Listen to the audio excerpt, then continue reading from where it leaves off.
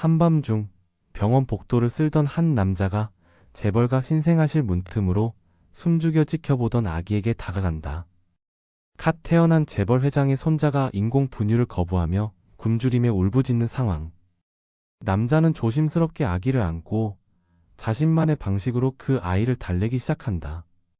그리고 놀랍게도 그 순간 병실 문간에서 이 경악스러운 장면을 목격한 대기업 총수 부인 오정미 여사는 그를 해고하는 대신 깊은 슬픔이 어린 눈물을 흘린다.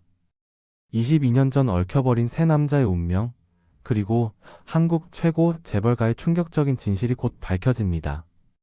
오늘 이야기가 마음에 드셨다면 좋아요와 구독, 그리고 알림 설정 잊지 마세요. 여러분이 어디서 시청하시든 이 이야기에 대한 여러분의 생각을 댓글로 남겨주세요. 특히 오늘 이야기에서 가장 인상 깊었던 장면이나 나라면 이렇게 했을 텐데 하는 아쉬운 점이 있다면 자유롭게 들려주세요. 여러분의 소중한 의견은 저희에게 큰 힘이 됩니다. 전주 성화종합병원 4층 새벽 4시 12분 가난한 병원 환경미화원 서현우 52세의 떨리는 손이 VIP 신생아실 문을 열었다. 그의 가슴은 말할 수 없는 그리움으로 옥신거렸지만 그는 이제 막 세상을 떠난 어린 아들의 빈자리를 여전히 채울 수 없었다.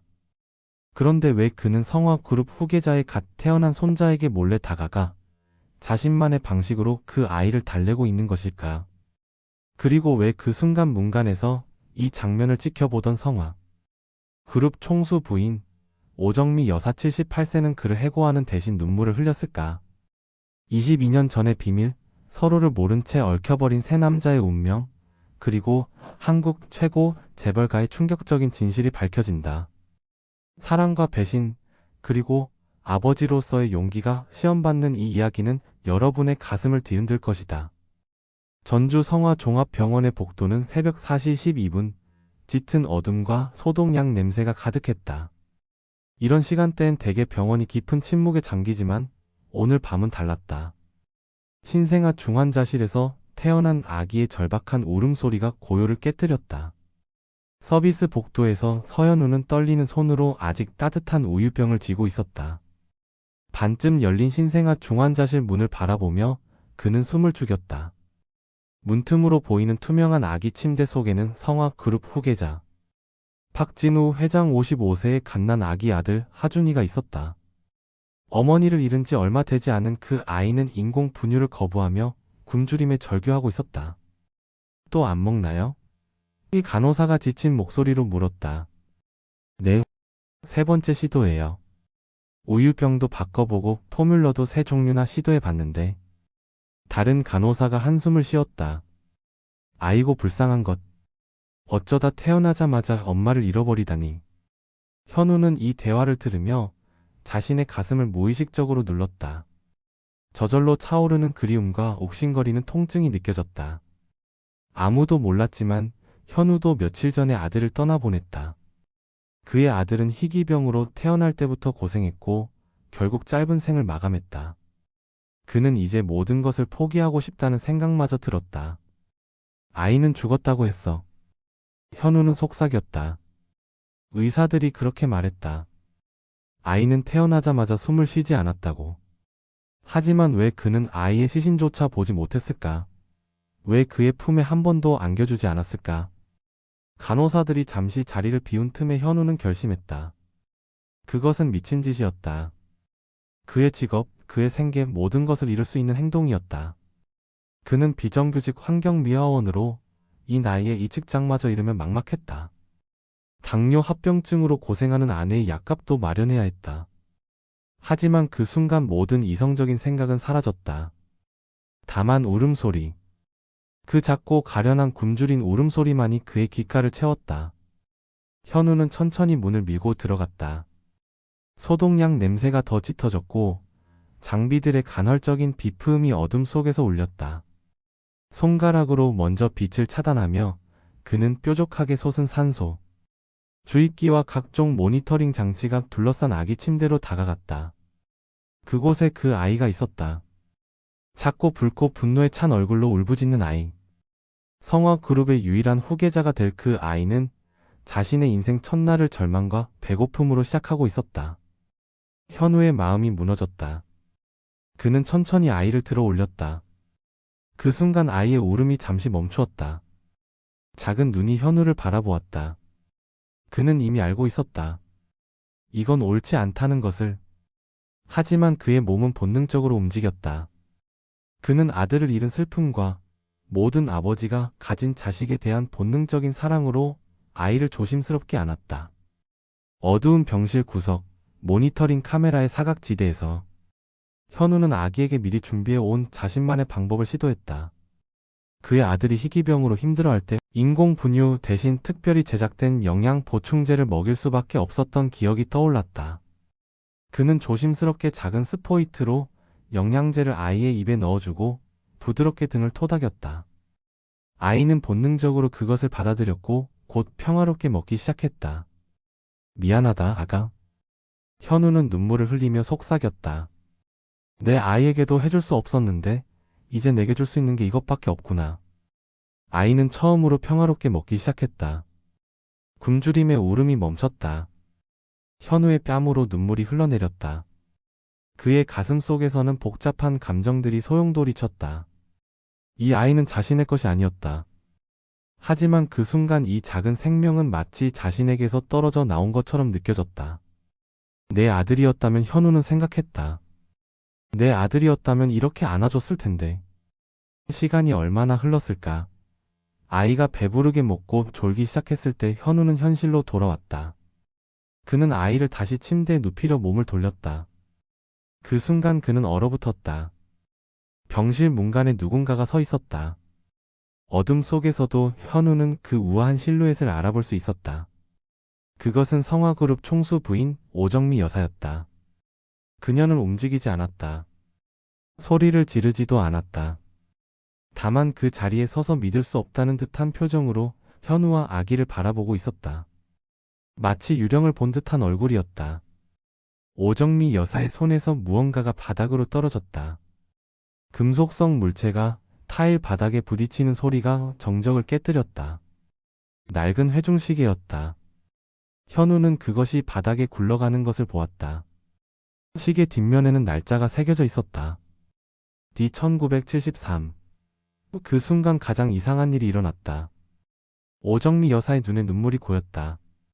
그녀는 비난하거나 화를 내는 대신 그저 눈물을 흘리며 서 있었다. 왜? 현우는 속으로 생각했다. 왜 그녀는 화를 내지 않는 거지? 왜 경비를 부르지 않는 거지?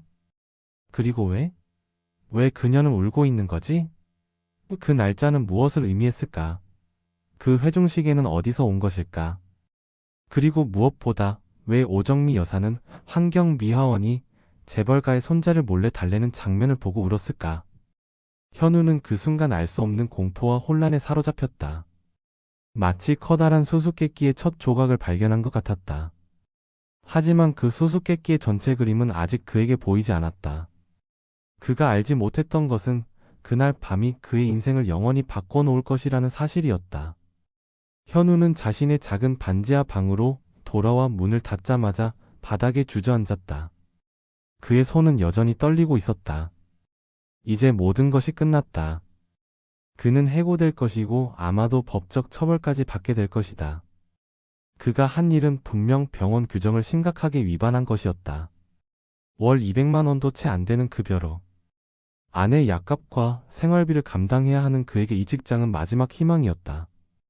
당뇨로 고생하는 아내는 인슐린 주사를 매일 맞아야 했다. 내일 아침에 해고 통보가 올 거야. 현우는 중얼거렸다. 손톱을 물어뜯으며 그는 밤새 잠을 이루지 못했다. 하지만 다음날 아무 일도 일어나지 않았다. 그는 평소처럼 출근했고 아무도 그에게 어젯밤의 일에 대해 언급하지 않았다. 오히려 더 이상한 일이 벌어졌다. 오정미 여사가 병원 복도에서 그를 스쳐 지나갈 때 그를 노려보는 대신 묘한 시선으로 바라보았다. 그 시선은 분노도 경멸도 아니었다. 마치 호기심과 관찰이 섞인 듯한 표정이었다. 미쳤나봐. 현우는 혼잣말로 중얼거렸다. 내가 상상하는 거야. 그녀는 분명 내가 누군지 기억도 못할 거야.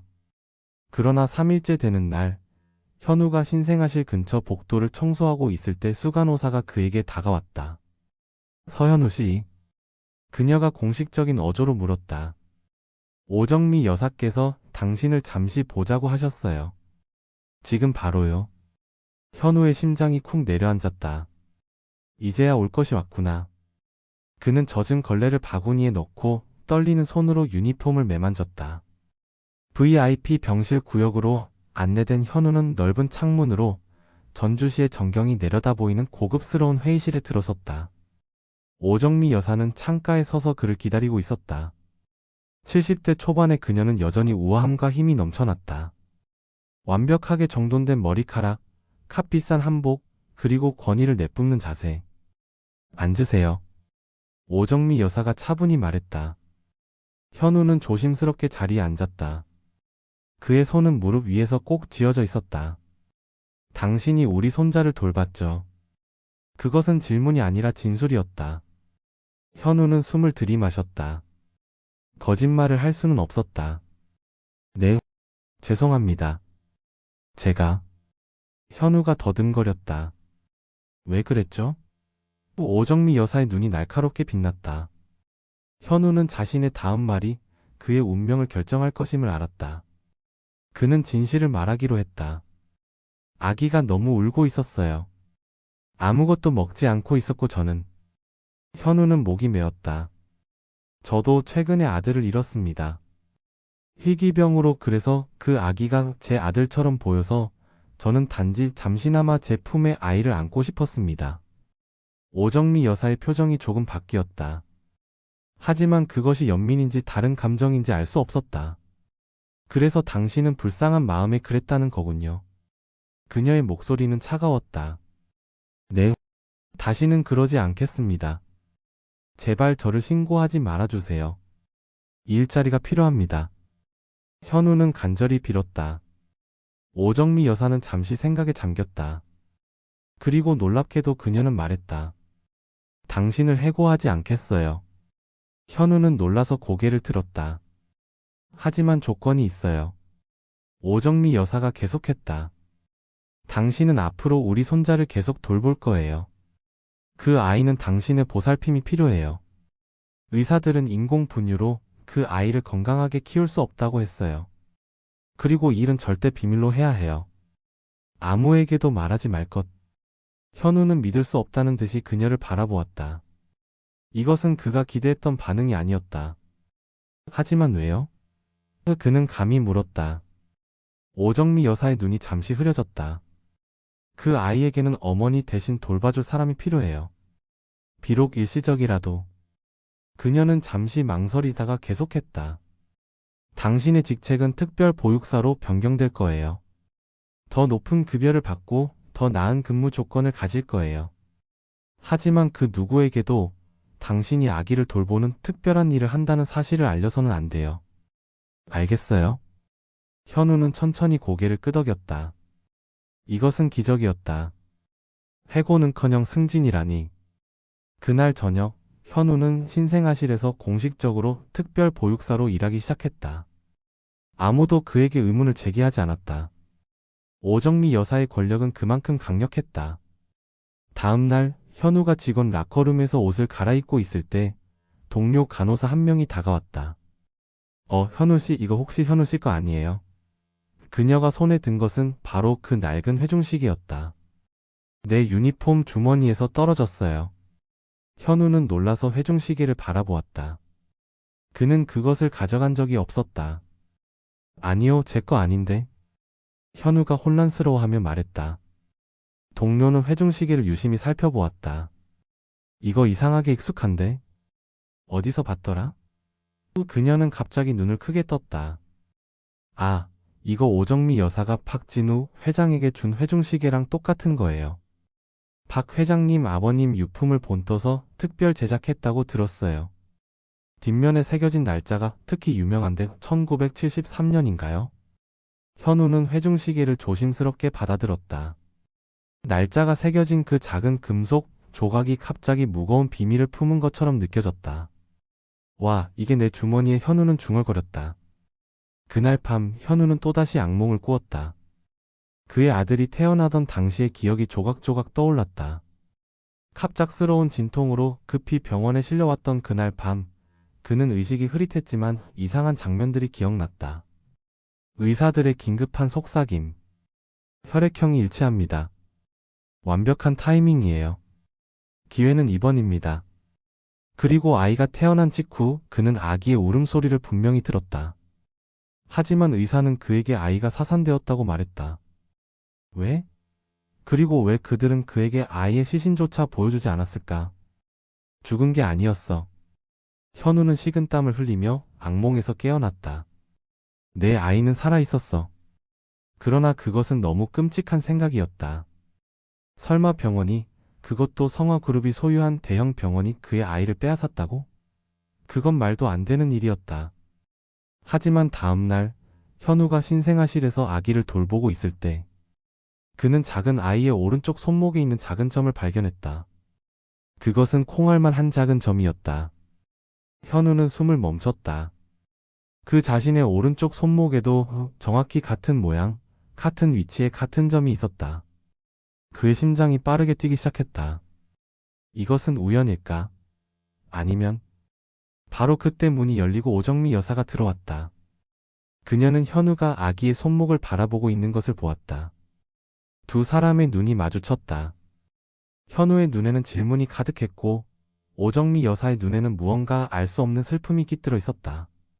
그 점은 현우가 떨리는 목소리로 물었다. 오정미 여사는 단호하게 말을 잘랐다. 우리 가족의 특징이에요. 대대로 내려오는 유전적 특징이죠. 하지만 현우는 자신의 손목에 있는 똑같은 점을 떠올렸다. 그리고 갑자기 모든 것이 의심스러워졌다. 왜 오정미 여사는 그가 아기를 돌보는 것을 봤을 때 분노하지 않았을까? 왜 그녀는 현우에게 특별한 대우를 해주고 있을까? 그리고 무엇보다 왜 그 회중시계가 그의 주머니에 있었을까? 이 모든 질문들이 현우의 마음속에서 소용돌이 쳤다. 그는 자신이 큰 수수께끼의 한가운데 있다는 느낌을 지울 수 없었다. 그리고 그 수수께끼의 답이 무엇이든 그것은 그의 인생을 영원히 바꿔놓을 것이었다. 전주의 가을은 아름다웠다. 병원 정원에 단풍이 물들기 시작했고 아침 공기는 점점 더 차가워졌다. 현우는 이제 매일 아침 신생아실로 향하는 발걸음이 가벼워졌다. 처음에는 두려움과 의혹으로 가득 찼지만 이제 그는 그 작은 아기와의 만남을 기다리게 되었다. 병원 직원들은 현우가 특별 보육사로 승진한 것에 대해 수군거렸다. 어떤 이들은 그가 오정미 여사의 친척이 아닐까 추측했고 또 다른 이들은 그가 성화그룹 회장과 비밀 관계가 있는 것이 아닌가 수군거렸다. 현우는 그저 고개를 숙이고 자신의 일에만 집중했다. 그는 그때 정말 모든 걸 포기하고 싶었습니다. 라는 말을 수없이 되뇌었지만 하준이를 돌보는 동안만은 그런 절망을 잊을 수 있었다. 그날 아침 현우가 신생아실에서 아기를 돌보고 있을 때 병실 문이 열렸다. 오정미 여사가 들어왔다. 현우 씨. 그녀가 말했다. 그녀의 표정은 항상 읽기 어려웠다. 안녕하세요, 여사님. 현우가 공손히 인사했다. 오정미 여사는 창가로 걸어가 잠시 바깥을 바라보았다. 가을 햇살이 그녀의 실버 그레이 머리카락을 비춰 들어왔다. 갑자기 그녀는 말했다. 오늘 근무가 끝나면 병원 정원에서 만납시다. 이야기할 것이 있어요. 현우는 불안하게 고개를 끄덕였다. 그는 여전히 오정미 여사의 진짜 의도를 알 수 없었다. 이 모든 것이 함정은 아닐까? 하지만 그는 거절할 수 없었다. 근무가 끝나고 현우는 가을색으로 물든 병원 정원으로 향했다. 석양이 붉은 빛을 들이우고 있었고 낙엽이 바람에 살랑거렸다. 오정미 여사는 이미 나무 벤치에 앉아 기다리고 있었다. 현우가 다가가자 오정미 여사는 자리에서 일어나지 않고 옆자리를 손짓했다. 현우는 조심스럽게 그녀 옆에 앉았다. 침묵이 흘렀다. 먼 곳에서 앰뷸런스 사이렌 소리가 들렸다가 사라졌다. 결국 오정미 여사가 입을 열었다. 왜 우리 손자를 돌봤지요?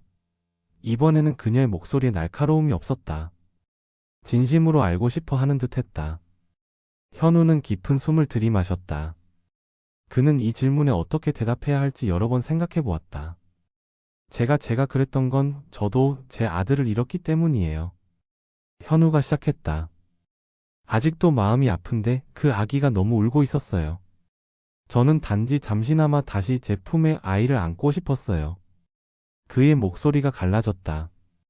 이 말은 거짓이 아니었다. 물론 전부는 아니었지만 그는 자신의 의심에 대해서는 말하지 않았다. 자신의 아이가 살아있을지도 모른다는 공포스러운 생각에 대해서는. 오정미 여사의 눈에 무언가가 비쳤다. 이에 연민 자책감.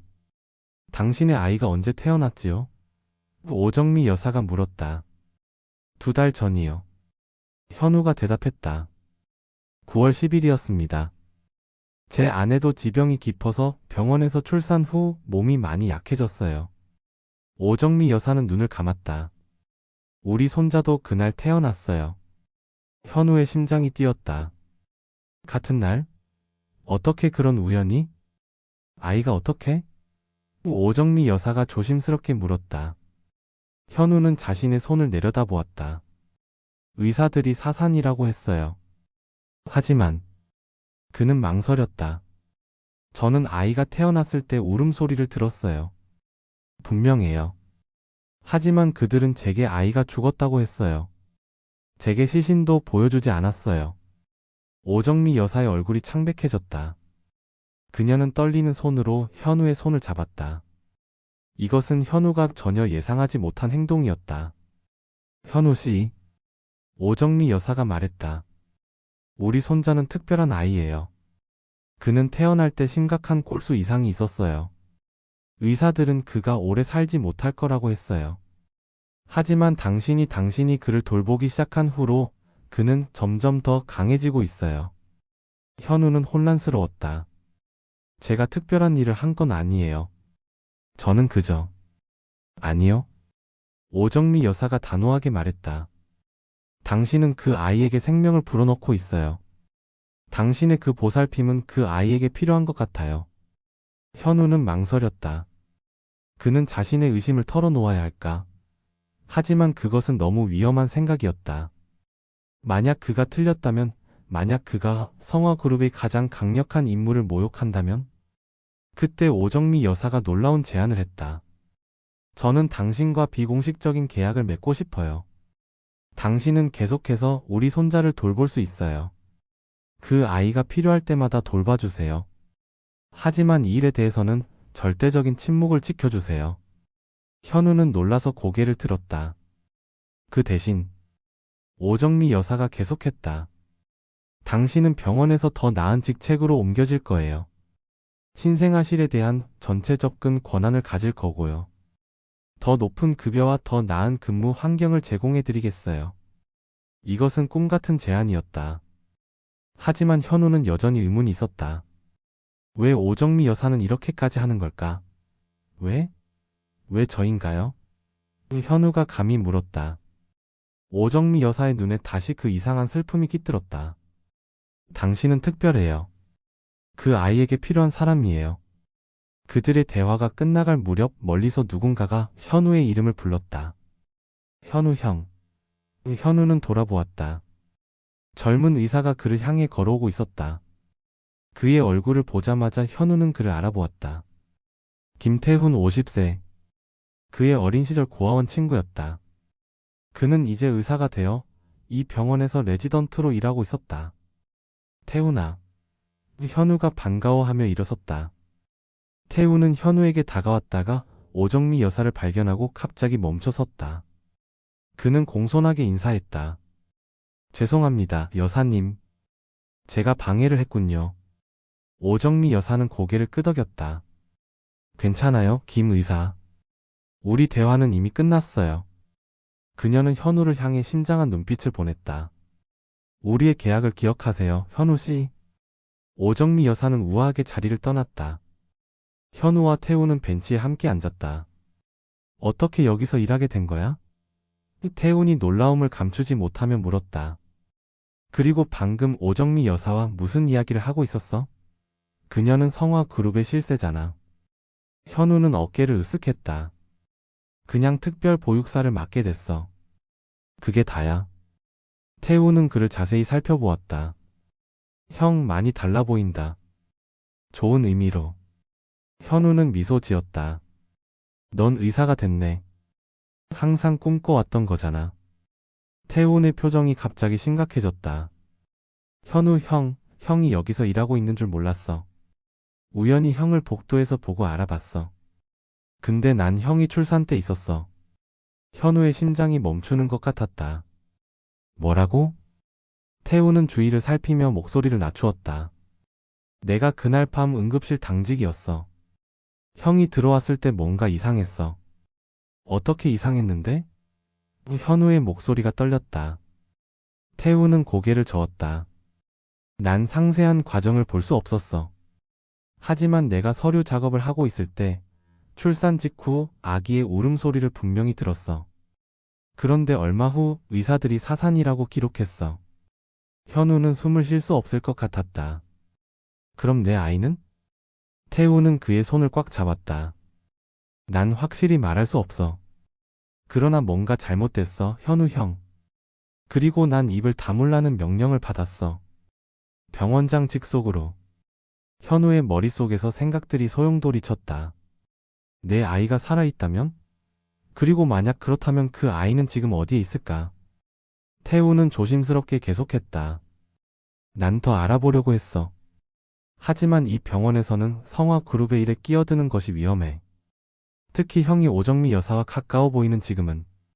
현우는 고개를 들어 태훈을 바라보았다. 그의 눈에는 진실된 걱정이 담겨 있었다. 태훈아. 그는 결심한 듯 말했다. 나 좀 도와줄래? 진실을 찾아야 해. 태훈은 잠시 망설이다가 고개를 끄덕였다. 조심해야 해. 하지만 그래 도와줄게. 두 사람은 해질녘 정원에 앉아 있었다. 그들 앞에는 위험한 진실을 향한 길이 놓여 있었다. 그리고 그 길의 끝에는 무엇이 기다리고 있을지 아무도 알 수 없었다. 가을비가 전주의 거리를 적시는 밤이었다. 병원 지하 의무 기록실에서 태훈과 현우는 옛 기록들을 살펴보고 있었다. 형광등 불빛 아래 그들은 현우의 출산 기록을 찾아내려 애쓰고 있었다. 이상해. 태훈이 컴퓨터 화면을 응시하며 중얼거렸다. 형 기록이 거의 다 삭제되었어. 기본 정보만 남아있고 상세 출산 기록은 모두 사라졌어.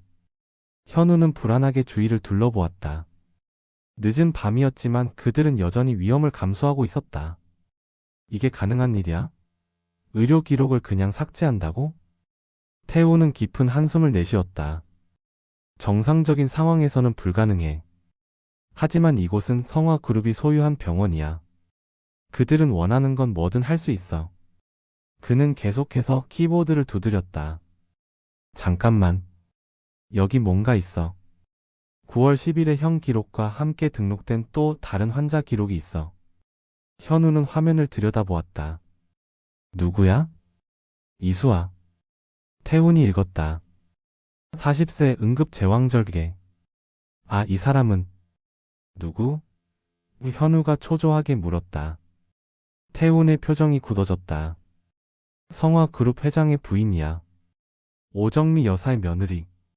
현우의 심장이 빠르게 뛰기 시작했다. 그녀도 같은 날 출산했다고? 태훈은 계속해서 파일을 살펴보았다.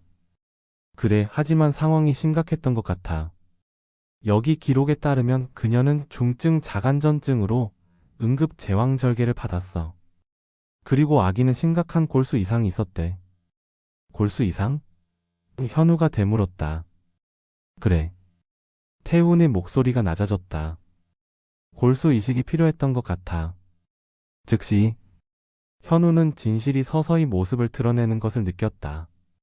두려운 생각이 그의 마음을 채웠다. 그럼 내 아이는? 태훈은 그의 생각을 읽은 듯 했다. 아직 확실한 건 아니야. 하지만 정황이 의심스러워. 고위층 산모가 위급한 상태로 들어왔고 아기는 생존을 위해 골수 이식이 필요했어. 그리고 같은 날, 같은 시간에 건강한 아기를 출산한 산모가 있었지. 현우는 손으로 입을 가렸다. 그들이 내 아이를 빼앗아 갔다는 거야? 그 아이의 골수를 위해서? 태훈은 신중하게 말했다. 아직 확신할 수는 없어. 하지만 병원에서는 성화그룹을 위해 이런 일이 조용히 처리되도록 했을 가능성이 있어. 현우의 눈에 눈물이 고였다. 그는 자신이 지금까지 돌봐왔던 아기를 생각했다. 그 작은 손목의 점 그 자신의 것과 똑같은. 그러면 내가 돌보고 있는 그 아기는? 태우는 조심스럽게 말했다. 가능성이 있어. 하지만 확실히 하려면 DNA 검사가 필요해. 갑자기 복도에서 발자국 소리가 들렸다. 그들은 서둘러 컴퓨터를 끄고 숨었다. 경비원이 지나간 후 태우는 현우에게 속삭였다. 여기서 더 깊이 파고들면 위험해. 다른 방법을 찾아야 해.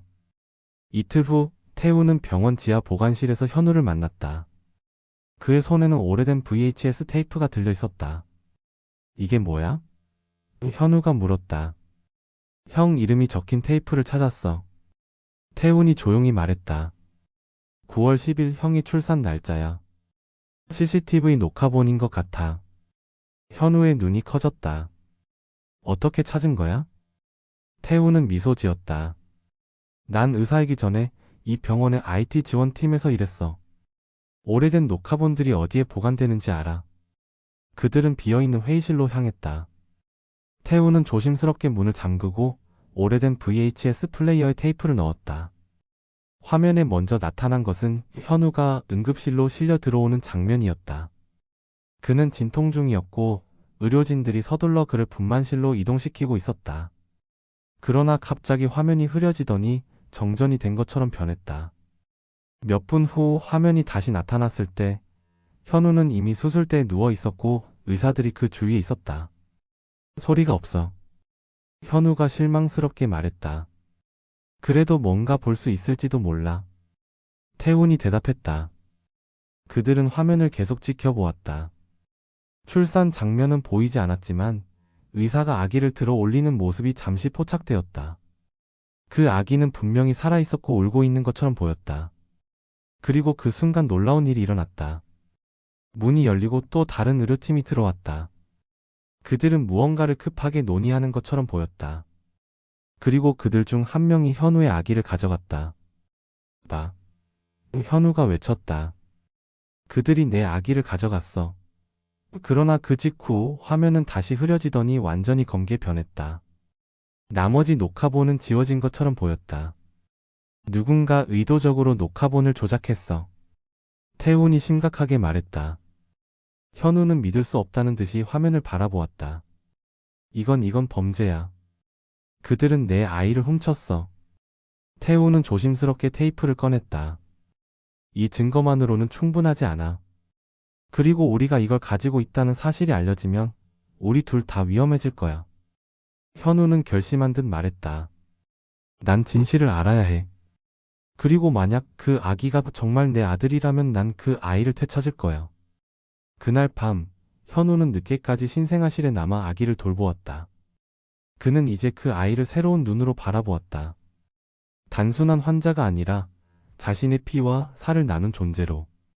그는 조용히 자장가를 불러주었다. 오래전 고아원에서 배운 노래였다.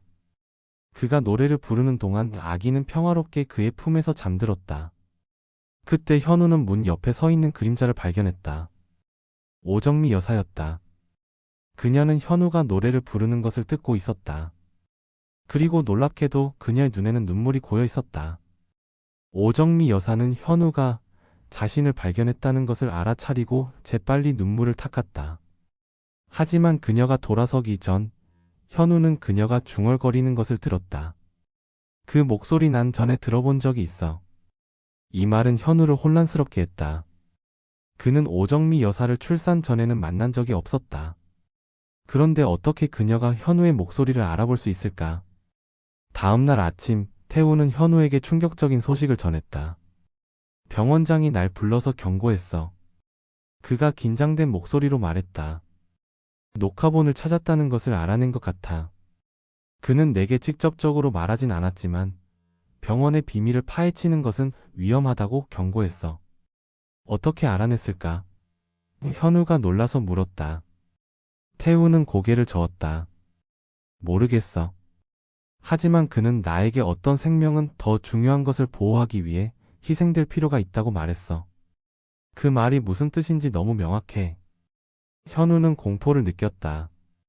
그들은 이미 감시당하고 있었다. 하지만 그는 포기할 수 없었다. 그의 아들이 걸려 있었다. 우리는 계속해야 해. 현우가 단호하게 말했다. 하지만 더 조심해야 해. 그리고 확실한 증거가 필요해.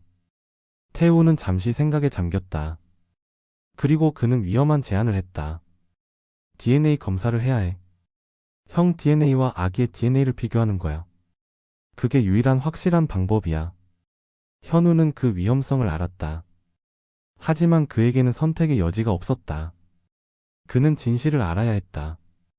그리고 만약 그 아기가 정말 그의 아들이라면 그는 어떤 대가를 치르더라도 그 아이를 되찾을 것이다.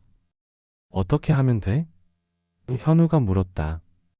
태우는 조용히 대답했다. 내가 샘플을 채취해서 외부 연구소로 보낼 수 있어. 하지만 시간이 좀 걸릴 거야. 그리고 들키면 괜찮아. 현우가 그의 말을 잘랐다. 난 이미 너무 많은 것을 잃었어. 이제 더 이상 잃을 것이 없어.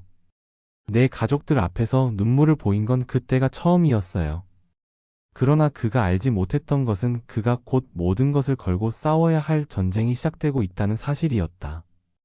그리고 그 전쟁의 중심에는 한 작은 아기와 그의 운명을 결정지을 세 남자가 있었다. 가을이 깊어가는 어느 토요일 오후, 현우는 버스에 몸을 실었다. 그가 향한 곳은 전주 외곽에 위치한 희망의 집 고아원이었다. 그곳은 그가 태어나서부터 18살까지 자란 곳이었다. 창밖으로 흘러가는 가을 풍경을 바라보며 현우는 자신의 어린 시절을 떠올렸다. 버스가 산길을 오르내릴 때마다 그의 마음도 함께 출렁거렸다. 그는 자신의 뿌리를 찾아 떠나는 여정이었다. 지난 몇 주간의 충격적인 발견들이 그를 이곳으로 이끌었다. 그의 출산, 사라진 아기, 그리고 이상하게 행동하는 오정미 여사. 모든 것이 연결되어 있을지도 모른다는 생각이 그를 사로잡았다. 버스가 고아원 근처 정류장에 도착했다. 현우는 낡은 가방을 어깨에 메고 내렸다. 익숙한 흙길을 따라 걸으며 그는 자신의 첫 기억들을 떠올렸다. 이곳에서의 생활은 결코 쉽지 않았지만 그곳의 원장인 최수연 수녀님의 따뜻한 보살핌 덕분에 참을 만했다. 거울 속 초라한 제 모습을 보며 그는 고아원 생활의 어려움과 사회의 편견 속에서 자신을 지켜왔던 순간들을 회상했다. 고아원 정문에 도착하자 현우는 잠시 멈춰 서서 낡은 간판을 바라보았다. 희망의 집이라는 글씨 아래에는 작은 천사 그림이 그려져 있었다. 그 그림은 세월의 흔적으로 발해 있었지만 여전히 그곳을 상징했다. 정문을 들어서자 놀이터에서 놀고 있는 아이들의 웃음소리가 그를 반겼다. 몇몇 아이들이 그를 호기심 어린 눈으로 바라보았다. 현우는 미소를 지으며 본관으로 향했다. 누구세요? 현관에서 젊은 직원이 물었다. 안녕하세요. 저는 서현우라고 합니다. 예전에 이곳에서 자랐어요. 최수현 수녀님을 뵙고 싶은데 계실까요? 직원의 표정이 밝아졌다. 아, 현우 형. 수녀님이 자주 형 얘기하셨어요.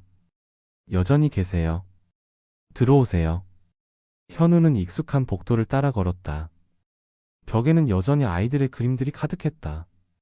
마지막으로 이곳을 떠난 지 30년이 지났지만 모든 것이 그대로인 것 같았다. 그는 1990년대 초반 희망과 좌절이 교차하던 자신의 10대 시절을 떠올렸다. 그때는 다들 더 좋은 미래를 꿈꾸며 서울로 향하던 시절이었다. 최수현 수녀님의 사무실 문을 조심스럽게 두드렸다. 들어오세요. 부드러운 목소리가 들렸다. 문을 열자 현우는 창가에 앉아있는 노수녀의 모습을 보았다. 그녀의 얼굴에는 더 많은 주름이 생겼지만 여전히 그 따뜻한 미소를 간직하고 있었다.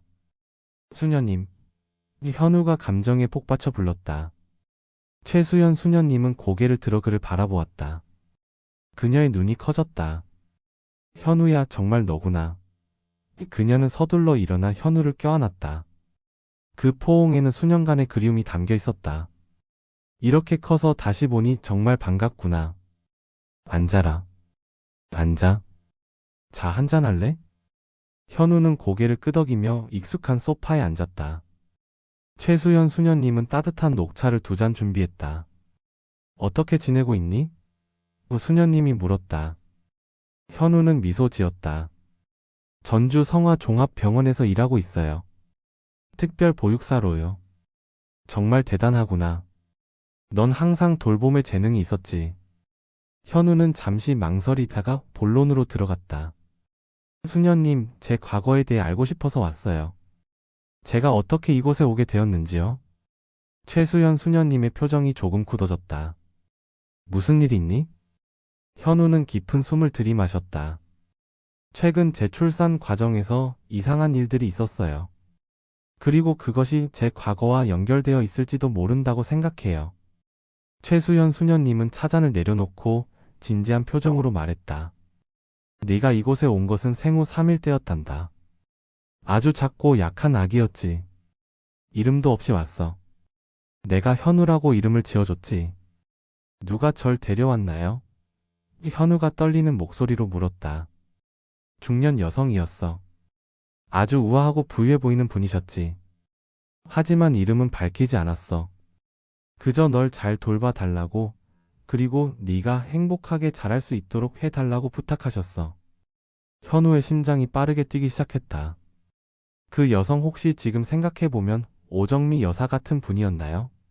성화그룹 회장의 어머니요. 최수연 수녀님의 눈이 커졌다. 오정미 여사라고? 그 유명한 그녀는 잠시 생각에 잠겼다. 글쎄, 가능성이 있을 수도 있겠구나. 그 여성은 분명 높은 지위에 있는 분 같았어. 하지만 그때는 내가 그녀가 누군지 알지 못했단다. 현우는 조심스럽게 다음 질문을 했다. 혹시 그 여성이 제게 남긴 것이 있나요? 어떤 물건이라도요. 최수연 수녀님은 갑자기 무언가를 기억해낸 듯 했다. 그래, 있었지. 낡은 회중시계였어. 아주 특별해 보이는 것이었단다. 네가 이곳에 왔을 때 내 성경책 사이에 보관해 두었지. 현우의 손이 떨렸다. 그 회중시계는 지금 어디에 있나요? 네가 18살 때 줬잖니. 내 소유였으니까. 기억 안 나니? 현우는 혼란스러웠다. 그는 그런 회중시계를 받은 기억이 없었다. 하지만 그때 그는 대학 입학과 취업 준비로 정신이 없었다. 어쩌면 잊어버렸을 수도 있다. 수녀님, 혹시 그 여성이 다시 왔던 적이 있나요? 저를 보러요? 최수연 수녀님은 고개를 저었다. 아니, 한 번도 오지 않았어. 하지만 그녀는 망설였다. 하지만요, 그녀는 22년 전 네가 태어난 해 기부를 했단다. 새 침대와 이불, 장난감들을. 그리고 매년 익명으로 기부금을 보내왔어. 특히 내 생일에 맞춰서. 현우는 숨을 깊게 들이마셨다. 이것은 단순한 우연이 아니었다. 그 침대 혹시 아직도 있나요? 최수연 수녀님은 고개를 끄덕였다. 물론이지. 지하 창고에 보관되어 있을 거야. 오래되어서 더 이상 사용하지 않지만 너무 좋은 물건이라 버리지 못했단다. 그들은 함께 지하 창고로 향했다. 먼지 쌓인 물건들 사이에서 최수연 수녀님은 오래된 원목 침대를 찾아냈다. 그것은 분명 값비싼 물건이었다. 수작업으로 조각된 문양이 헤드보드에 새겨져 있었다.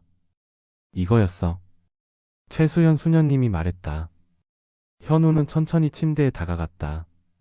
그리고 그는 헤드보드 뒤쪽에 작은 금속판이 붙어 있는 것을 발견했다. 손가락으로 먼지를 닦아내자 그곳에는 날짜가 새겨져 있었다. D1973. 그리고 그 아래에는 작은 글씨로 새겨진 문구가 있었다. 내 아들에게. 언젠가 다시 만날 수 있기를. 현우는 그 자리에서 무릎이 꺾였다. 최수연 수녀님이 재빨리 그를 부축했다. 현우야, 괜찮니? 현우의 눈에서는 눈물이 흘러내렸다. 수녀님, 이 날짜는 제 생일이에요. 그리고 제가 병원에서 본 회중시계에도 같은 날짜가 새겨져 있었어요. 다만 연도만 달랐죠. 2023년으로요. 최수연 수녀님의 얼굴이 창백해졌다. 그럼 오정미 여사가? 현우는 마침내 충격적인 진실을 깨달았다. 그녀는 제 어머니예요. 그녀가 저를 이곳에 데려왔고, 그리고 지금 그녀는 자신도 모르게 제 아들을 돌보고 있는 거예요. 그 순간 현우의 휴대폰이 울렸다. 태훈이었다. 현우 형. DNA 결과가 나왔어. 그의 목소리는 긴장으로 가득 차 있었다. 형 말이 맞았어. 그 아기는 형 아들이야. 99.9% 일치해. 현우는 전화기를 꽉 쥐었다. 그의 세계가 흔들리는 것 같았다. 세대의 남자들이 모두 연결되어 있었다. 오정미 여사는 현우의 생모였고 현우는 그 작은 아기의 아빠였다. 그리고 그들 모두는 서로를 모른 채 얽혀 있었다. 현우 형 들리니? 태훈의 목소리가 전화기에서 들렸다. 이건 위험한 정보야. 우리가 이걸 알고 있다는 걸 그들이 알게 되면. 현우는 깊은 숨을 들이마셨다. 알아. 하지만 이제 돌이킬 수 없어. 난 내 아들을 되찾을 거야. 무슨 일이 있어도. 그는 최수연 수녀님을 바라보았다. 노수녀의 눈에는 이해와 지지의 빛이 담겨 있었다. 가야 해요, 수녀님. 감사합니다. 모든 것을 알려주셔서. 최수연 수녀님은 현우의 손을 꼭 잡았다. 조심하렴 내 아들. 그리고 기억해. 넌 항상 이곳에 가족이 있단다. 현우는 고아원을 떠나 다시 버스에 올랐다. 이제 그는 자신의 정체성과 운명에 대한 충격적인 진실을 안고 있었다. 그리고 그 진실은 그에게 용기와 두려움을 동시에 가져다 주었다. 버스가 도시로 돌아가는 동안 현우는 창밖의 석양을 바라보았다. 그는 이제 무엇을 해야 할지 알았다. 그는 오정미 여사를 직접 대면해야 했다. 그리고 그는 자신의 아들을 되찾기 위한 싸움을 시작해야 했다. 전주의 가을 하늘은 우울한 회색빛으로 뒤덮여 있었다. 병원 카페테리아에 앉아있는 현우의 손에는 흰색 봉투가 들려 있었다. 그의 손가락은 봉투 가장자리를 따라 무의식적으로 움직였다. 태훈이 그에게 건넨 DNA 검사 결과였다. 그는 아직 봉투를 열지 않았다. 태훈의 전화로 이미 그 내용을 알고 있었지만 직접 눈으로 확인하는 것은 또 다른 문제였다. 카페테리아 창문을 통해 보이는 하늘에서 빗방울이 떨어지기 시작했다. 마치 하늘도 그의 감정에 공감하는 듯했다. 현우는 깊은 숨을 들이마시고 봉투를 열었다. 공식적인 양식의 종이가 나왔다. 그의 눈은 즉시 결과 부분으로 향했다. 일치 확률 99.9973%. 숫자들과 그래프, 의학 용어들이 가득했지만 그에게는 그 한 줄만이 중요했다. 그가 지난 몇 주간 돌봐온 그 작은 아기는 틀림없이 그의 아들이었다. 현우의 눈에서 뜨거운 눈물이 흘러내렸다. 그의 가슴은 기쁨과 분노, 안도와 배신감이 뒤섞인 복잡한 감정으로 가득 찼다. 내 아이. 그는 보고서를 꽉 쥐며 중얼거렸다. 정말 내 아이였어. 그의 아들은 살아있었다. 그것도 그가 매일 돌보고 있던 바로 그 아이였다. 의사들이 거짓말을 했다. 병원이 거짓말을 했다. 그리고 오정미 여사는 그녀는 알고 있었을까? 그녀도 이 모든 계획의 일부였을까? 현우는 보고서를 가방에 넣고 병원 복도를 빠르게 걸었다. 그의 마음은 이제 결단으로 가득 차 있었다. 그는 신생아실로 향했다. 평소와 같이 근무하는 척하면서 그는 자신의 아들을 찾아 마지막으로 살펴보아야 했다. 신생아실에 들어서자 간호사들이 평소처럼 그를 반겼다. 그들은 아무것도 모르고 있었다. 현우는 억지로 미소를 지으며 VIP실로 향했다. 그곳에서 그는 작은 유리 침대에 누워있는 아기를 발견했다. 안녕 우리 아들. 현우는 마음속으로 속삭였다. 아기는 마치 아빠의 존재를 느끼기라도 한듯 눈을 떴다. 까만 눈동자가 현우를 응시했다. 그 작은 눈에는 세상의 모든 순수함이 담겨 있었다. 현우는 아기를 조심스럽게 안아 올렸다. 이제 그는 이 작은 생명이 자신의 일부라는 것을 확실히 알았다. 그의 손목에 있는 점, 그의 곱슬거리는 머리카락, 그의 작은 손가락 모양까지 모두 현우를 닮아 있었다. 내가 널 찾았어. 현우는 눈물을 참으며 속삭였다. 이제 다시는 널 잃지 않을 거야. 그때 갑작스럽게 문이 열렸다. 현우는 깜짝 놀라 뒤를 돌아보았다. 오정미 여사가 서 있었다. 그녀의 표정은 평소와는 달리 불안해 보였다. 현우 씨. 그녀가 말했다. 잠시 이야기할 수 있을까요? 현우는 천천히 아기를 다시 침대에 눕혔다. 그의 손이 떨렸지만 그는 최대한 평정을 유지하려고 노력했다. 네, 물론이죠. 그들은 병원 옥상 정원으로 향했다. 비가 그쳤지만 공기는 여전히 축축했다. 잿빛 하늘 아래 두 사람은 나란히 서서 도시의 전경을 바라보았다. 당신이 무언가를 알아냈다고 들었어요. 오정미 여사가 갑자기 말했다. 현우는 놀랐다. 무슨 말씀이신지? DNA 검사요. 오정미 여사가 차분하게 말했다. 김태훈 의사 선생님이 외부 연구소에 보낸 검사 말이에요. 현우의 심장이 쿵 내려앉았다. 그들은 이미 알고 있었다. 태훈이 위험에 처했을지도 모른다는 생각이 그를 공포에 빠뜨렸다. 태훈은 괜찮습니까? 현우가 물었다. 오정미 여사는 고개를 끄덕였다. 걱정 마세요. 그에게 해는 가지 않았어요. 우리는 단지 지켜보고 있었을 뿐이죠. 현우는 이제 더 이상 숨길 필요가 없다고 느꼈다. 네, 전 알아냈어요. 그 아이는 제 아들이에요. 당신들이 빼앗아간 제 아이죠. 오정미 여사의 눈에 슬픔이 깃들었다. 그래요. 당신 말이 맞아요. 현우는 그 고백에 충격을 받았다. 그는 오정미 여사가 부인할 것이라고 예상했었다. 왜요? 왜 제 아이를 빼앗아 갔어요? 오정미 여사는 잠시 침묵했다. 그리고 그녀는 현우가 전혀 예상하지 못한 이야기를 시작했다. 우리 며느리 이수아는 자간전증으로 응급 제왕절개를 받았어요. 아기는 태어났지만 심각한 골수 이상이 있었죠. 의사들은 즉시 골수 이식이 필요하다고 했어요. 하지만 일치하는 기증자를 찾을 시간이 없었죠. 현우는 오정미 여사의 말을 들으며 점점 분노가 치밀어 올랐다. 그래서 제 아이를 훔쳤다는 거군요. 오정미 여사는 고개를 저었다. 처음에는 그런 계획이 아니었어요. 하지만 그날 밤 당신이 응급실에 실려왔을 때 의사들이 당신의 혈액형이 완벽하게 일치한다는 것을 발견했어요. 그들은 선택을 했죠. 그들의 선택이 아니었어요. 현우가 외쳤다. 그건 제 아이였어요. 알아요. 오정미 여사가 슬프게 대답했다. 그리고 이제 와서 말하지만 난 당신의 아이를 빼앗는 것에 동의하지 않았어요. 하지만 내 아들은 그는 자신의 유일한 아들을 잃을 위기에 처했을 때 극단적인 선택을 했어요. 현우는 믿을 수 없다는 듯이 고개를 저었다. 그래서 저에게 거짓말을 했군요. 제 아이가 죽었다고. 네. 오정미 여사의 목소리가 작아졌다. 그리고 난 당신이 우리 아이를 돌보는 것을 봤을 때 모든 것이 무너지는 것을 느꼈어요. 당신이 아이의 진짜 아빠라는 것을 즉시 알았어요. 어떻게요? 현우가 물었다. 오정미 여사는 한숨을 내쉬었다.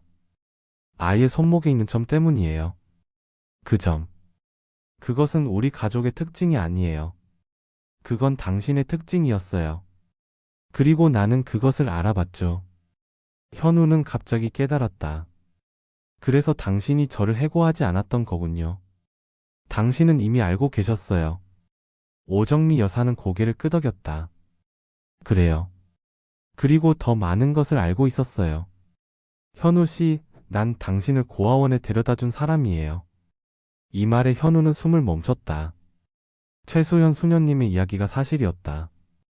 그럼 당신은 제 어머니인가요? 오정미 여사의 눈에서 눈물이 흘러내렸다. 그래요. 당신은 내 아들이에요. 22년 전 난 미혼모였어요. 내 가족은 날 버렸고 남자는 사라졌죠. 난 당신을 키울 수 없었어요. 그래서 당신을 고아원에 맡겼어요.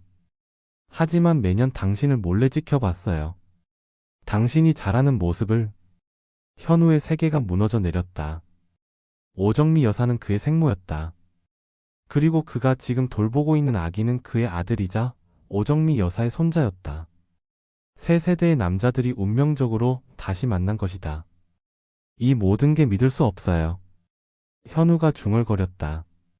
오정미 여사는 그의 손을 잡았다. 이제 당신은 모든 진실을 알게 되었어요. 그리고 난 두 가지 범죄를 저질렀어요. 아들을 버린 것과 손자를 훔친 것. 현우는 오정미 여사의 손을 뿌리쳤다. 그의 눈에는 분노와 상처가 가득했다. 당신은 제 인생을 망쳤어요. 그리고 이제 제 아들의 인생도 망치려고 해요. 아니에요. 오정미 여사가 간절히 말했다. 이제 더 이상은 아니에요. 난 내 잘못을 바로잡고 싶어요. 하지만 우리는 조심해야 해요. 내 아들 박진우는 그는 아이를 포기하지 않을 거예요. 그때 병원 옥상 문이 열렸다. 태훈이 급하게 뛰어왔다. 현우 형. 그가 외쳤다. 큰일 났어. 병원장이 DNA 검사 결과를 알아냈어. 그들이 형을 찾고 있어. 오정미 여사의 얼굴이 창백해졌다. 빨리 가야 해요.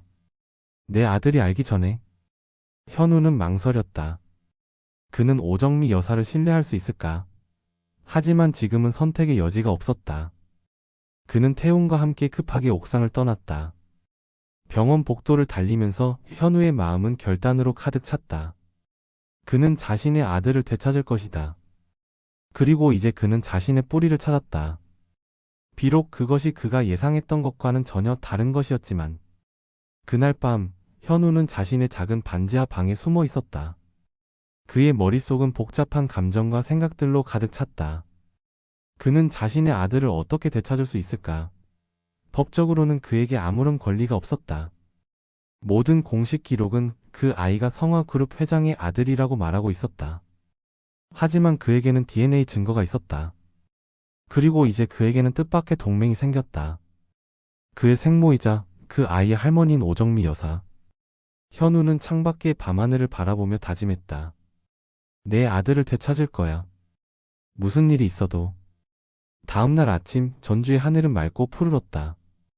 그러나 현우의 마음속에는 폭풍이 몰아치고 있었다. 그는 병원 근처 작은 카페에 앉아 태훈을 기다리고 있었다. 그들은 앞으로의 계획을 논의하기로 했다. 카페 창문으로 들어오는 가을 햇살이 테이블 위에 따스한 빛을 들이웠다. 현우는 떨리는 손으로 커피잔을 감싸 쥐었다. 그는 어젯밤 내내 잠을 이루지 못했다. 오정미 여사와의 대화. 그리고 그녀가 자신의 생모라는 충격적인 사실이 계속해서 그의 머릿속을 맴돌았다. 현우 형. 태훈이 카페에 들어서며 그를 불렀다.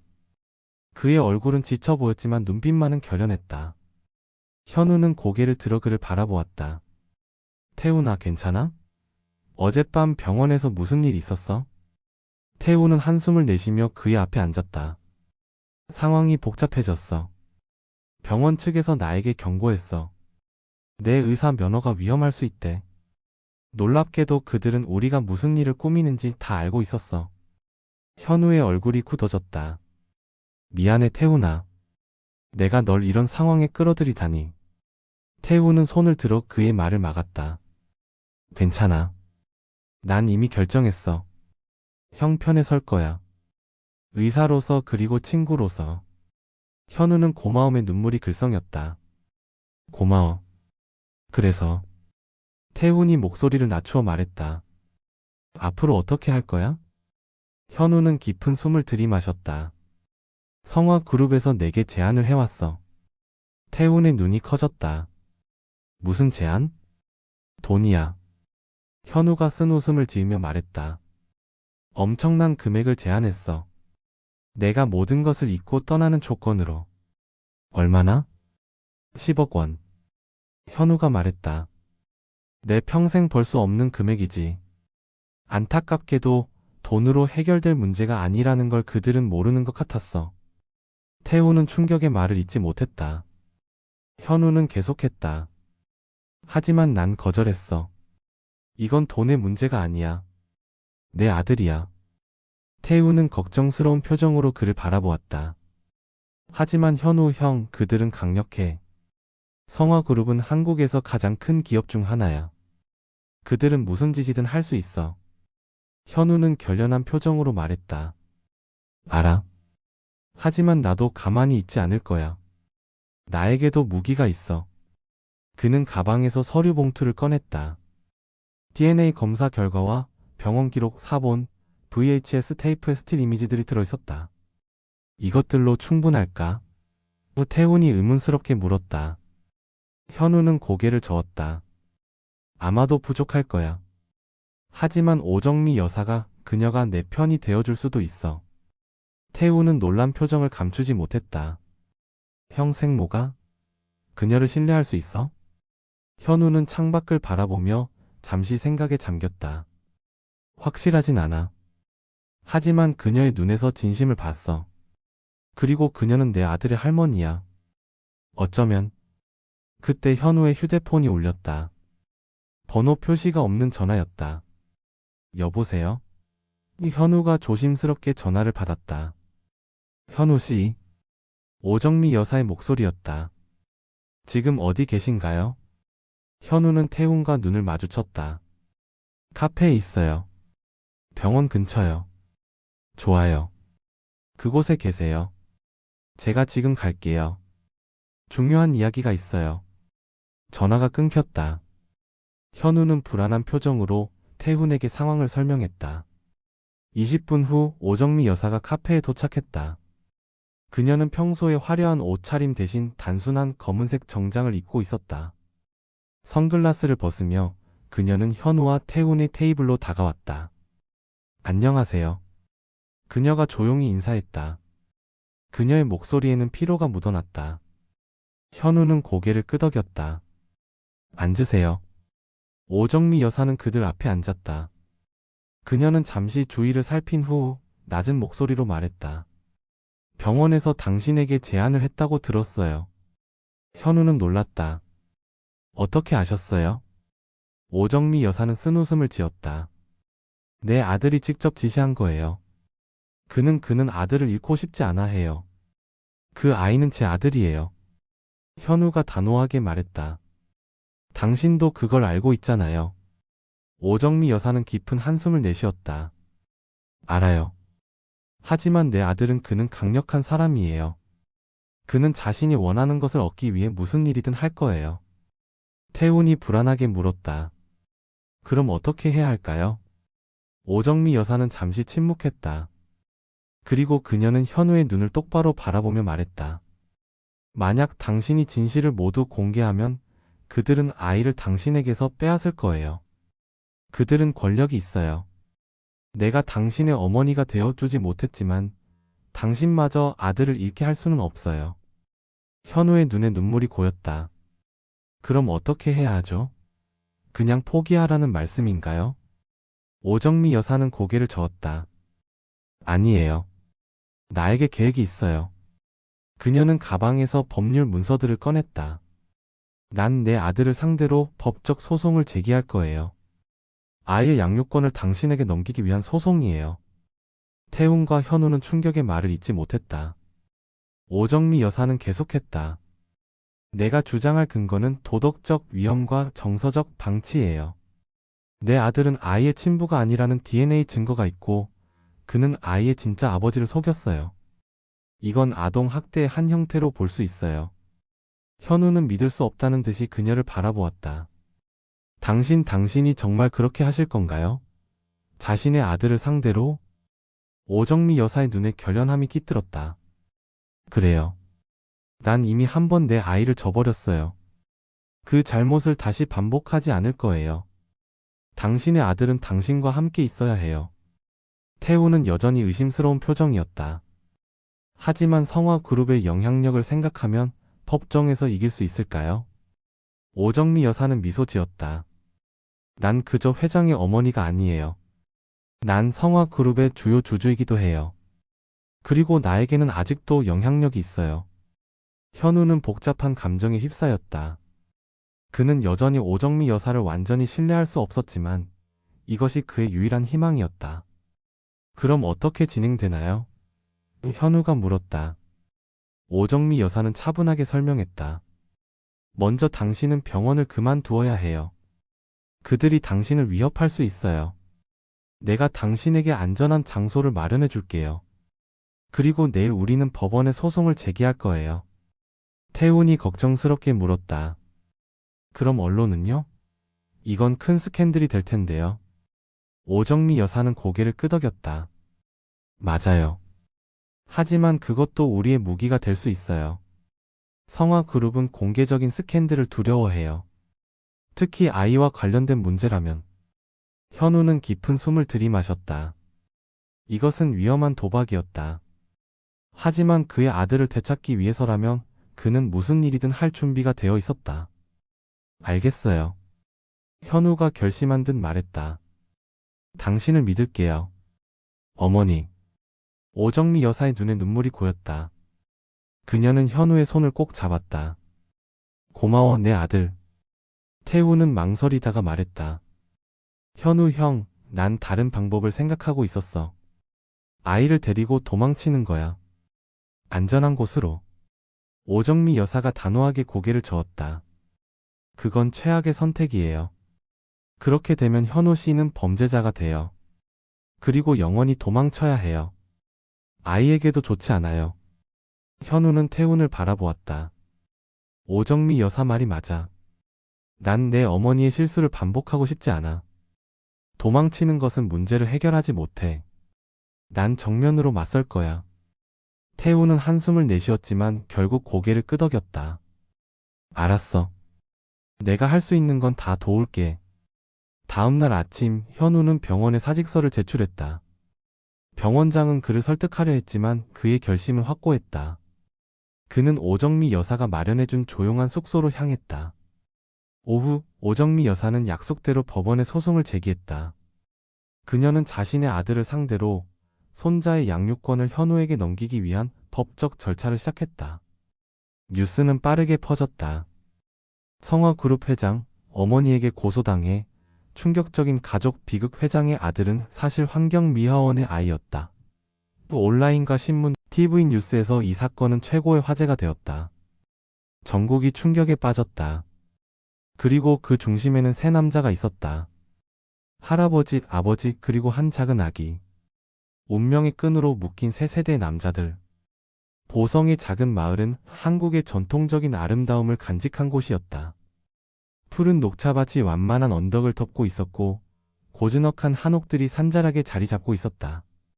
이곳은 세상의 소음에서 벗어난 평화로운 천국 같았다. 여름의 초입, 현우는 작은 한옥 마당에 앉아 아들 박하준 이제부터 서하준을 무릎에 앉히고 있었다. 아이는 이제 10달이 되었고 건강하게 자라고 있었다. 하준이는 현우의 얼굴을 작은 손으로 만지며 까르르 웃었다. 우리 하준이 웃는 모습이 아빠랑 똑같네. 현우가 아들의 볼에 부드럽게 키스하며 말했다. 햇살이 마당의 감나무 사이로 비쳐 들어와 따스한 빛 무리를 만들었다. 현우는 지난 몇 달간의 격변을 생각했다. 소송, 법정, 싸움, 그리고 마침내 승리. 하지만 그 과정은 결코 쉽지 않았다. 성화그룹은 그들의 모든 법적, 재정적 자원을 동원해 싸웠다. 그들은 현우의 정신 건강을 의심하고 그의 과거를 파헤쳤으며 심지어 그가 돈을 노리고 있다는 주장까지 펼쳤다. 하지만 오정미 여사의 증언과 태훈의 의학적 증거, 그리고 무엇보다 DNA 검사 결과는 부정할 수 없는 사실이었다. 법정에서 가장 결정적인 순간은 VHS 테이프가 복원되어 공개되었을 때였다. 그 영상은 현우의 아기가 어떻게 그에게서 빼앗겼는지 명확히 보여주었다. 전국이 그 영상을 보고 충격에 빠졌다. 결국 한국의 가정법원은 현우에게 유리한 판결을 내렸다. 하준이는 법적으로 현우의 아들로 인정받았고 그의 출생 증명서에는 이제 진짜 아버지의 이름이 기재되어 있었다. 하준아, 아빠가 얼마나 널 사랑하는지 알아. 현우가 아들을 품에 안으며 속삭였다. 마을 입구에서 차 한 대가 천천히 다가오는 소리가 들렸다. 현우는 고개를 들어 바라보았다. 검은색 고급 세단이었다. 그는 즉시 알아보았다. 오정미 여사였다. 차가 멈추고 오정미 여사가 내렸다. 그녀는 예전보다 더 나이 들어 보였지만 여전히 우아함을 유지하고 있었다. 그녀의 손에는 작은 선물 상자가 들려 있었다. 어머니. 현우가 부드럽게 인사했다. 그는 아직도 이 호칭에 익숙하지 않았지만 시간이 지날수록 자연스러워졌다. 오정미 여사는 미소 지었다. 현우야, 하준이는 어떠니? 아주 잘 지내요. 거의 걷기 시작했어요. 오정미 여사는 조심스럽게 다가와 하준이의 작은 머리를 쓰다듬었다. 아이는 호기심 어린 눈으로 그녀를 바라보았다. 그들 사이에는 이상한 연결고리가 있는 것 같았다. 할머니와 손자. 선물을 가져왔어. 오정미 여사가 상자를 내밀었다. 현우가 상자를 열자 안에는 작은 회중시계가 있었다. 그것은 현우가 아기였을 때 가지고 있던 것과 똑같은 디자인이었다. 이제 하준이의 것이에요. 오정미 여사가 말했다. 우리 가족의 세대를 연결하는 상징이죠. 현우의 눈에 눈물이 고였다. 그는 오정미 여사를 바라보았다. 이 여인은 한때 그를 버렸지만 이제는 그의 가장 강력한 지지자가 되었다. 인생은 참 이상한 여정이었다. 어머니, 우리 집에서 차라도 한잔 하시겠어요? 오정미 여사는 미소 지으며 고개를 저었다. 오늘은 괜찮아. 난 그저 잠시 너희를 보러 온 거야. 항상 그랬듯이. 현우는 그녀가 무슨 말을 하는지 이해했다. 법정 싸움이 끝난 후 오정미 여사는 현우와 하준이를 위해 이 작은 한옥을 마련해 주었다. 그녀는 그들이 평화롭게 살 수 있도록 모든 것을 준비했지만 그들의 일상에 깊이 간섭하지는 않았다. 그녀는 종종 멀리서 그들을 지켜보기만 했다. 마치 그녀가 22년 전 현우를 지켜보았던 것처럼. 당신 아들은 어떠세요? 현우가 조심스럽게 물었다. 오정미 여사의 표정이 잠시 어두워졌다. 그는 아직도 화가 많이 났어. 하지만 시간이 지나면 나아질 거야. 그는 결국 이해하게 될 거야. 성화그룹 회장 박진우는 법정 패배 후 공개적으로 모습을 보이지 않았다. 회사는 위기에 처했고 주가는 폭락했다. 하지만 오정미 여사의 영향력 덕분에 그룹은 서서히 안정을 찾아가고 있었다. 그리고 태우는 어떠니? 오정미 여사가 물었다. 현우는 미소 지었다. 그는 서울의 대학 병원에서 일하게 됐어요. 그의 용기가 인정받은 거죠. 가끔 우리를 방문해요. 태우는 현우의 편에 서서 증언했던 것 때문에 전주 병원에서 일을 계속할 수 없었다. 하지만 그의 정직함과 의학적 윤리의식은 다른 기관들에게 인정받았다. 현우야.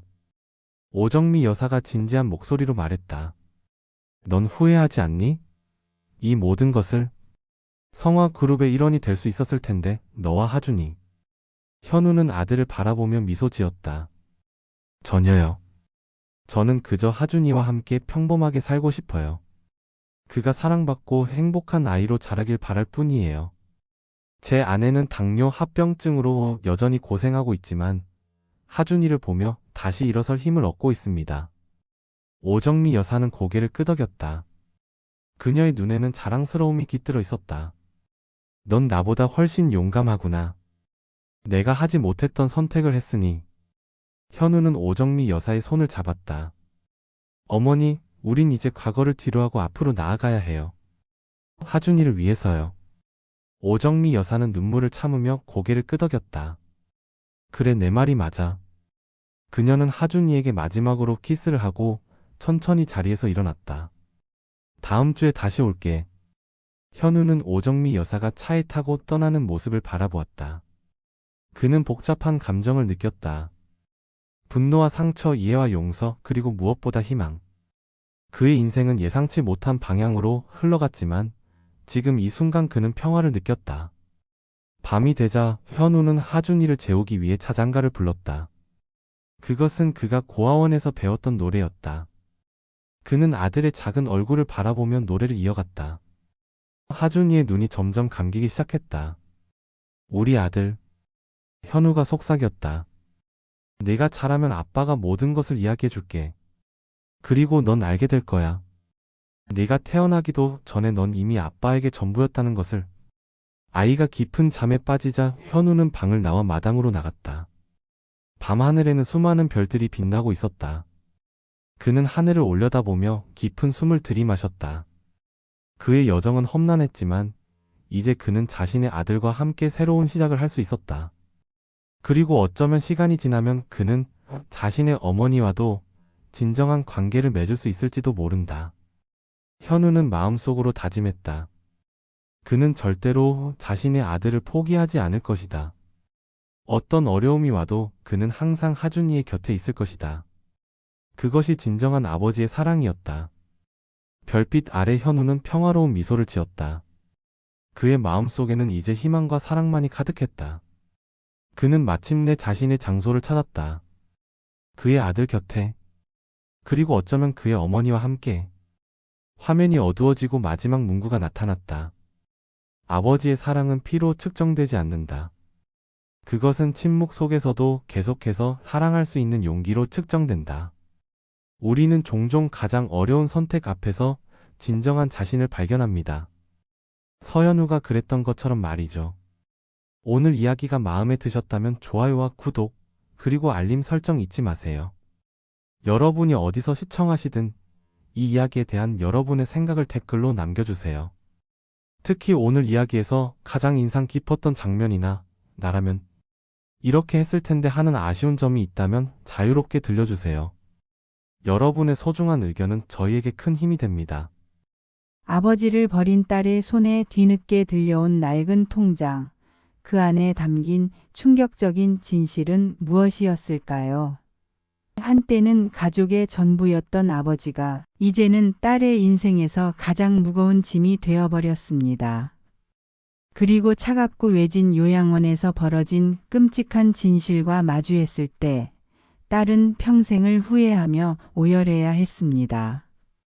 아버지가 마지막 순간까지 품에 안고 있던 낡은 사진첩, 그 속에는 딸을 향한 소름 돋는 비밀이 숨겨져 있었습니다. 오늘 이야기가 시청자 여러분의 마음에 어떤 울림을 주었는지, 혹은 주변에서 겪거나 들으셨던 안타까운 사연이 있다면 댓글로 여러분의 생각을 공유해 주세요. 혹시라도 이야기가 마음에 드셨다면 좋아요 한 번씩만 부탁드리겠습니다. 여러분의 소중한 참여가 저희에겐 큰 힘이 됩니다. 1990년대 초 온 동네가 이제 막 회색빛 빌라들로 채워지기 시작하던 시절이었습니다. 이제 갓 70을 넘긴 김인호 씨에게 세상은 온통 딸 수진이를 중심으로 돌아갔습니다. 까만 단발머리를 한 채 서툰 솜씨로 피아노 건반을 누르던 10살짜리 딸. 인호 씨는 먼지 날리는 공사 현장에서 하루 12시간을 넘게 일하면서도 딸의 피아노 소리만 들으면 세상 모든 시름을 잊는 듯 했습니다. 남들은 딸 바보라고 놀려댔지만 그는 그 별명이 세상 가장 큰 훈장처럼 자랑스러웠죠. 아내는 몸이 약했고 아들 민준이는 제 앞가림하기 바빴기에 인호 씨에게 수진이는 삶의 이유 그 자체였습니다. 우리 딸 커서 뭐가 되고 싶어? 하고 물으면 수진이는 항상 맑은 목소리로 피아니스트 라고 외치곤 했습니다. 그 꿈을 지켜주기 위해 인호 씨는 자신의 무릎이 닳아 없어지는 줄도 몰랐습니다. 그렇게 30년의 세월이 흘렀습니다. 2025년 현재 강산이 3번이나 바뀌는 동안 많은 것이 변했습니다. 뽀얀 얼굴로 피아니스트를 꿈꾸던 딸 수진이는 이제 눈가에 짙은 그늘이 진 40대 중반의 싱글맘이 되어 있었습니다. 남편과는 일찍이 갈라섰고 홀로 아들을 키우며 팍팍한 서울살이를 버텨내고 있었죠. 인호 씨는 어느덧 기억이 군데군데 끊기는 치매 초기 증상을 앓는 노인이 되었습니다. 한때 가족을 위해 태산처럼 버텨주던 그의 어깨는 한없이 좁아졌고 굳건했던 허리는 하염없이 굽었습니다. 이제 그는 도움이 없이는 하루를 온전히 보내기 힘든 그저 늙고 병든 아버지가 되어버렸습니다. 수진에게 아버지는 이제 사랑과 존경의 대상이라기보다는 끝없이 돌봄을 요구하는 무거운 짐이었습니다. 회사에서는 실적 압박에 시달리고 집에 오면 사춘기 아들과의 전쟁이 시작됐습니다. 거기에 치매 아버지의 수발까지 더해지자 그녀의 삶은 금방이라도 터져버릴 듯한 풍선처럼 위태로웠습니다. 아버지는 종종 한밤중에 집을 나가 길을 잃었고 가스불을 켜놓은 채 잠이 들어온 집안을 태울 뻔한 적도 있었습니다. 그때마다 수지는 가슴이 철렁 내려앉았지만 안도감보다는 짜증과 분노가 먼저 치밀어 올랐습니다. 아빠 제발 저 좀 살게 해주세요.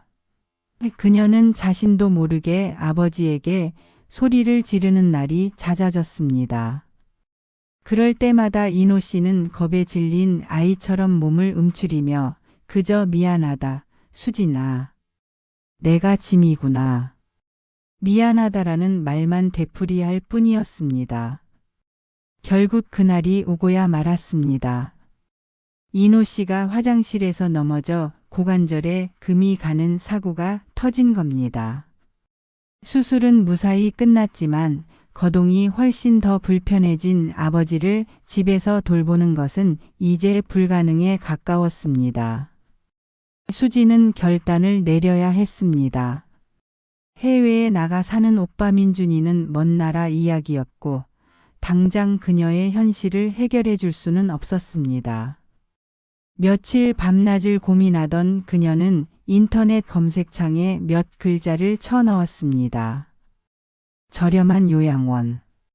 화면에는 수많은 시설의 이름이 떴고 그 중에서도 유독 저렴한 가격을 내세운 경기도 외곽의 한 요양원이 그녀의 눈에 들어왔습니다.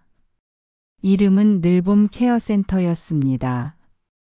언제나 봄처럼 따뜻하게 보살펴준다는 의미 같았지만 상담 전화 너머로 들려오는 원장의 목소리는 어딘지 모르게 기름기가 흐르고 불친절했습니다. 하지만 수지는 다른 선택지가 없다고 스스로를 합리화했습니다. 그래, 전문시설이니까 집보다 더 편안하실 거야. 이게 최선이야. 아빠를 위해서도 나를 위해서도. 아버지를 늘봄 케어센터로 모시던 날 이노 씨는 아무 말도 하지 않았습니다. 그저 평생의 손때가 묻은 낡은 사진첩 하나만을 품에 꼭 껴안고 있었죠. 그 속에는 수진의 어린 시절부터 학창 시절, 결혼식 사진까지 아버지의 시간이 고스란히 담겨 있었습니다. 수지는 그런 아버지의 모습을 애써 외면했습니다. 아빠 필요한 거 있으면 전화하고. 자주 올게. 그녀는 영혼 없는 약속을 남기고 서둘러 차에 올랐습니다. 백미러로 점점 작아지는 아버지의 모습을 보며 그녀는 눈물을 흘렸습니다. 하지만 그 눈물은 아버지를 향한 미안함보다는 지긋지긋한 현실에서 잠시나마 벗어날 수 있다는 안도감에서 비롯된 것이었습니다. 안타깝게도 그녀는 몰랐습니다. 자신의 그 결정이 아버지를 얼마나 끔찍한 지옥으로 밀어넣었는지, 그리고 그 낡은 사진첩 안에 자신을 평생 후회하게 만들 비밀이 숨겨져 있다는 사실을 말입니다. 수진이 아버지를 맡긴 늘봄 케어센터는 이름과는 정반대로 스산한 기운만 감도는 곳이었습니다. 도심에서 한참 떨어진 야산 중턱에 덩그러니 자리한 낡은 2층 건물에서는 봄의 따스함이라곤 찾아볼 수 없었죠. 복도에는 희미한 소독약 냄새와 노인 특유의 채취, 그리고 퀴퀴한 음식물 쓰레기 냄새가 뒤섞여 코를 찔렀습니다. 원장 박 씨는 번지르르한 말과는 달리 노인들을 돈벌이, 수단으로만 여기는 사람이었습니다. 정부 보조금을 타내기 위해 서류를 조작하는 것은 예사였고 노인들에게 지급되어야 할 식자재를 빼돌려 자신의 배를 불렸습니다. 노인들의 식판에는 멀건 국과 딱딱한 김치, 정체를 알 수 없는 나물 반찬이 전부인 날이 허다했습니다. 김인호 씨의 요양원 생활은 그야말로 생지옥이었습니다. 말이 어눌하고 치매 증상이 있다는 이유로 그는 요양보호사들의 무시와 구박을 한 몸에 받았습니다.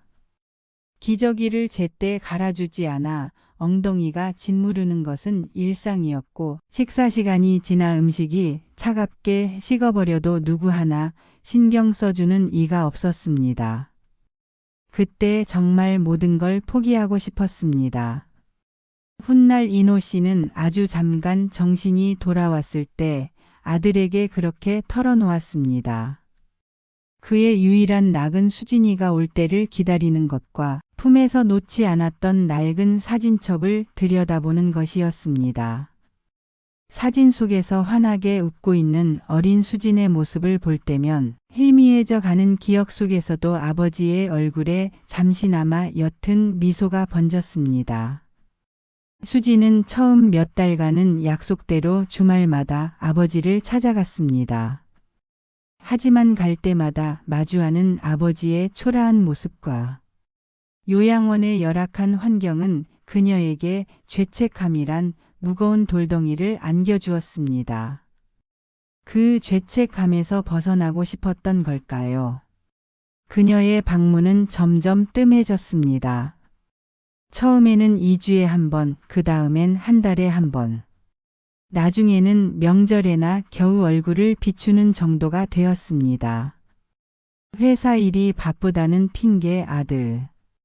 녀석이 속을 썩인다는 핑계를 방패 삼아 아버지를 자신의 삶에서 철저히 밀어냈습니다. 아버지도 그 편이 더 편하실 거야. 내가 자꾸 찾아가면 나한테 의지하려고만 하시니까. 그렇게 스스로를 기만하며 외면했습니다. 사건은 이노 씨가 요양원에 들어간 지 1년쯤 되던 겨울에 터졌습니다. 인색하기 짝이 없던 원장 박 씨는 난방비를 아끼기 위해 한겨울에도 보일러를 켜는 둥 마는 둥 했습니다. 노인들은 차가운 방에서 얇은 이불 한 장에 의지해 추위를 견뎌야 했습니다. 면역력이 극도로 약해진 이노 씨는 결국 폐렴에 걸리고 말았습니다. 그는 밤새 기침을 토해내며 펄펄 끓는 열에 시달렸습니다. 하지만 야간 근무를 하던 요양보호사는 시끄럽다며 이노 씨에게 소리를 지를 뿐 별다른 조치를 취하지 않았습니다. 어르신 조용히 좀 하세요. 다른 분들 다 깨겠네. 그저 해열제 몇 알을 입에 억지로 쑤셔 넣는 게 전부였습니다. 이노 씨의 상태는 급격히 악화되었습니다. 그는 의식을 잃고 가쁜 숨만 몰아쉬었습니다. 그제야 사태의 심각성을 깨달은 요양보호사는 원장에게 들킬까 봐 전전긍긍하며 어쩔 줄 몰라 했습니다. 다행히 그날따라 새로운 양심 있는 아르바이트생이 있었습니다. 그는 원장의 눈을 피해 몰래 119에 신고하는 한편 이노 씨의 비상 연락망에 적힌 아들 민준의 국제전화 번호로 다급하게 연락을 취했습니다. 아버님이 위독하십니다. 빨리 와보셔야 할 것 같아요. 미국에서 사업을 하던 민준은 청천벽력 같은 소식에 가장 빠른 비행기 표를 끊어 한국으로 날아왔습니다. 병원 중환자실에 도착한 그는 산소흡기에 의지한 채 앙상한 뼈만 남은 아버지의 모습을 보고는 그대로 주저앉아 오열했습니다. 아버지, 제가 잘못했어요. 이게 대체 어떻게 된 일이냐며 동생 수진에게 전화를 걸었을 때 수진은 놀랍게도 그날 저녁 친구들과의 모임에서 웃고 떠들고 있었습니다. 그녀는 오빠의 전화를 받고도 상황의 심각성을 제대로 인지하지 못했습니다. 아버지가 위독하다는 사실보다 자신의 평온한 일상이 깨졌다는 사실에 더 짜증이 났던 겁니다.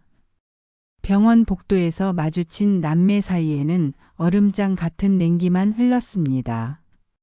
민주는 금방이라도 터질 듯한 분노를 애써 억누르며 수진에게 물었습니다.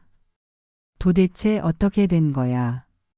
아버지를 이런 지옥 같은 곳에 처박아 놓고 넌 발 뻗고 잠이 왔어? 수진은 오빠의 날. 선 비난의 고개를 숙인 채 아무 말도 하지 못했습니다. 그녀 역시 유리창 너머로 보이는 아버지의 모습을 보고 충격에 빠진 상태였습니다. 불과 1년 전만 해도 제 발로 걸어서 요양원에 들어갔던 아버지가 이제는 죽음의 문턱에서 사투를 벌이는 앙상한 노인이 되어 있었습니다. 그제야 자신이 아버지에게 무슨 짓을 했는지 뼈저리게 실감이 나기 시작했습니다.